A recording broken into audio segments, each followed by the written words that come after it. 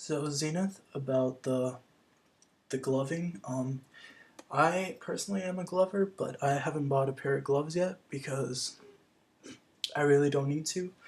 When it it looks just as cool without the gloves as it does with the gloves.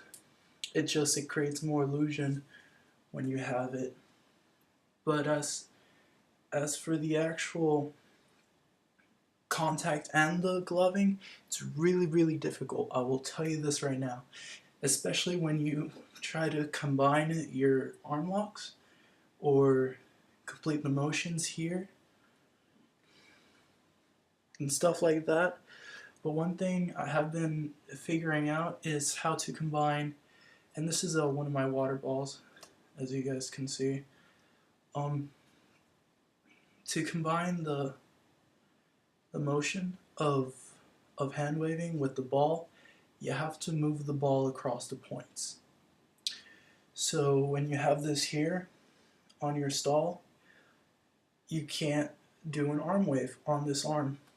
Very, for the fact of the popping here.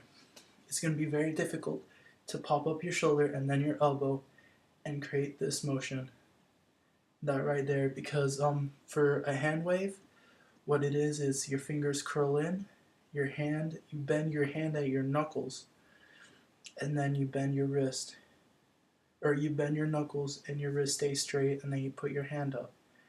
And through that motion, you can create forward and backward waves.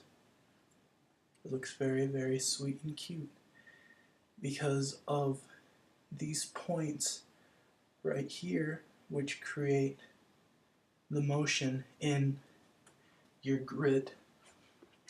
Now, as for the finger waves, it's very basic. You put your hands together and you're going to bend your fingers at the knuckles, and it's the first, second, third, fourth fingers, fourth, third, second, first. This motion right here. And then you can take it a step further. And I'll tell you right now, starting with this is a lot easier than doing that. Because since these two joints are combined, it is impossible, just about near impossible, to naturally bend your pinky by itself. If you can, you're stupid because you broke your hands and now you don't have a connecting tendon. I'll just put it like that. So when you do create the waves open and closed, or here, with either hand, you have to, when you combine the ball, it's to follow that leading point. And you can actually do that two ways, which I've figured out these two ways I like to use, which is a facing finger wave and then a hand wave. And with this hand wave, I like the hand waves better because then you can start combining it into it, you know? Or with the tutting thing, where the guy was like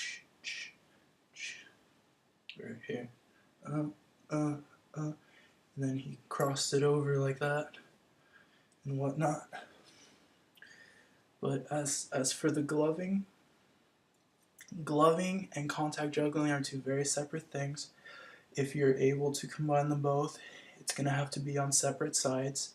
One hand has to contact juggle, and the other side has to do the waving, because they both require this analysis of the jugglers, the grid perspective.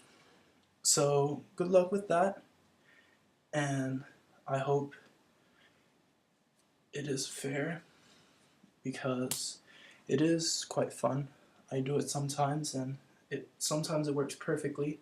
Like I would start with the Enigma and then have it drop out, or throw it out here, and then as you whip it over to this area, then you can, figure it out.